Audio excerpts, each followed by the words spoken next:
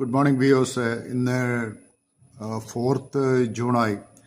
So മഴ ഇനി 11th കഴിഞ്ഞിട്ട് ഉണ്ടാവുന്നതാണ് കാണുന്നത്. സോ മഴക്ക് കുറച്ചൊരു ഹാൾട്ട് കൊടുത്തിട്ടുണ്ടതാ.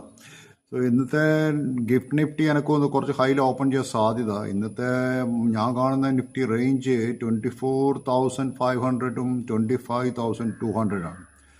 സോ എൻ്റെ ബ്രദർ നിഫ്റ്റി ഒരു ബൈ സോണിൽ തന്നെ ഉള്ളത് ഇപ്പം. കാരണം നിഫ്റ്റിയിൽ ബൈ സോണിൽ തന്നെ ഞാൻ കാണുന്നത്. അപ്പോൾ ഞാൻ ഇന്ന് കുറച്ച് സ്റ്റോക്കിനെ കുറിച്ച് നമ്മൾ വാച്ച് ചെയ്യേണ്ട കുറച്ച് സ്റ്റോക്കുകളെന്ന് വെച്ചാൽ ഒന്നിപ്പം ഞാൻ പറയുന്ന ITC ആണ്. ITC ഒരു വാച്ച് ചെയ്യേണ്ട സ്റ്റോക്കാണ്. അതുപോലെ NTPC ഈസ് ഓൾസോ വാച്ച് ചെയ്യേണ്ട സ്റ്റോക്കാണ്. പിന്നെ ഈ ഓല ഇലക്ട്രിക്കിനെ കുറിച്ച് പറയാൻ വെച്ചാൽ ഓല ഇലക്ട്രിക് ഹുണ്ടായും ഇവരെ കിയോ ഒക്കെ അതിൻ്റെ അകത്ത് കംപ്ലീറ്റ് അവരെ ഓഹരി വിറ്റഴിച്ചെന്ന് കേൾക്കുന്നുണ്ടാവും. ഇത് വളരെ ഈ താണിട്ടുള്ള സ്റ്റോക്ക് ഓല ഇലക്ട്രിക്. അതുപോലെ Coal India is another company അത് കുറച്ച് വാച്ച് ചെയ്യേണ്ട സ്റ്റോക്കായിരുന്നു കോൾ ഇന്ത്യ.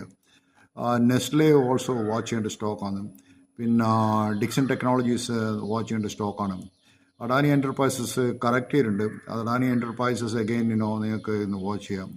അഡാനി എൻ്റർപ്രൈസ് എത്ര പോകുന്നു നമുക്ക് വാച്ച് ചെയ്ത് നോക്കാം. അതുപോലെ ഞാൻ കണ്ട വേറെ സ്റ്റോക്ക് ഇന്നലെ കണ്ട സ്റ്റോക്കാണ് ഫെഡറൽ ബാങ്ക് ഇപ്പോൾ ഓൾമോസ്റ്റ് 3 months ഹൈയിലുള്ളത്.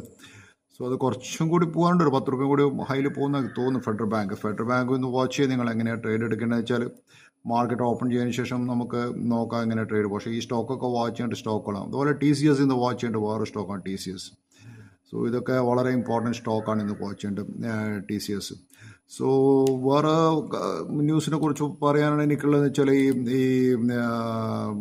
ട്രംപ് 50% ടാരിഫ് സ്റ്റീലിൻ്റെ മുകളിൽ കൊടുത്തുകൊണ്ട് ഈ ഹിൻഡാൽകോ, ടാറ്റ സ്റ്റീൽ ഇതുപോലത്തെ നമ്മൾ ഹിൻഡാൽകോലൊക്കെ വാച്ച് ചെയ്യേണ്ട സ്റ്റോക്കാണ്. ഇത് എങ്ങനെ ഹിൻഡാൽകോലും നമ്മളെ ഈ JSW, ടാറ്റ സ്റ്റീൽ, പക്ഷേ JSWനെ അങ്ങനെ ബാധിക്കാൻ സാധ്യത.